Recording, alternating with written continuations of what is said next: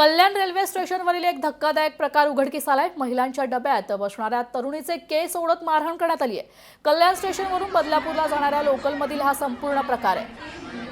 महिलांच्या डब्यात बसणाऱ्या तरुणीचे केस ओढत तिला मारहाण करण्यात आल्याची घटना कल्याण स्टेशनवरून बदलापूरला जाणाऱ्या लोकलमध्ये घडलेला आहे। तर कल्याण स्टेशनवरून लोकल सुरू झाली आणि एक तरुणी गाडीत पडली असता तिला मारहाण करत तिच्या डोक्याचे केस ओढत तिला लोकलमधून खाली उतरवले असल्याची धक्कादायक घटना घडली आहे। 3 ते 4 महिला प्रवाशांची दादागिरी करत असल्याचा हा प्रकार आता मोबाईल कॅमेऱ्यात कैद करण्यात आला आहे।